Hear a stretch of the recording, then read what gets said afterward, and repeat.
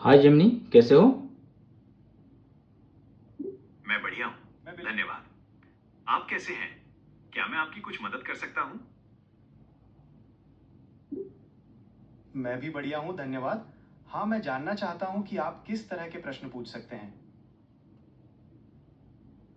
मैं विभिन्न विषयों पर प्रश्नों के उत्तर दे सकता हूँ, जैसे कि सामान्य ज्ञान, इतिहास, विज्ञान, साहित्य और बहुत कुछ।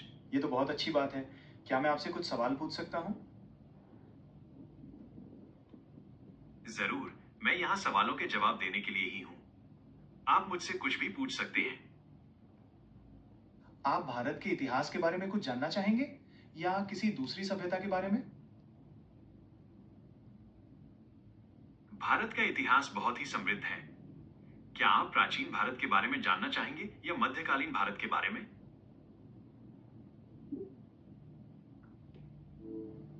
मैं प्राचीन भारत के बारे में कुछ जानना चाहूंगा। क्या आप मुझे इस युग के कुछ महत्वपूर्ण राजवंशों के बारे में बता सकते हैं?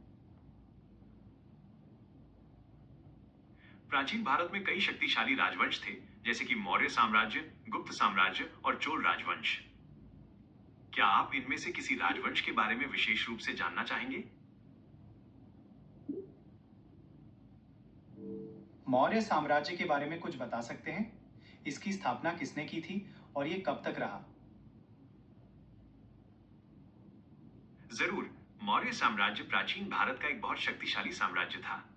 इसकी स्थापना चंद्रगुप्त मौर्य ने 322 बीसी में की थी और ये 185 बीसी तक चला।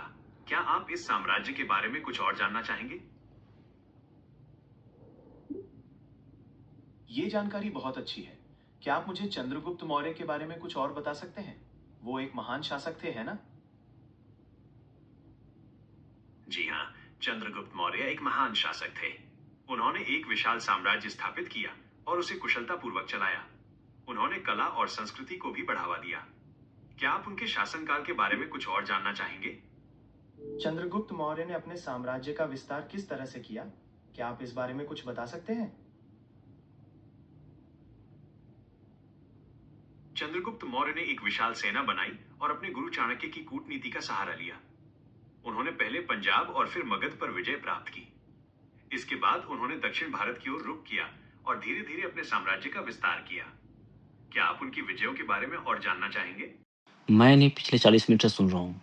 पहले इतिहास पर बातचीत कर रहे थे, फिर साहित्य पर, फिर अब क्रिप्टो पर बातचीत कर रहे हैं।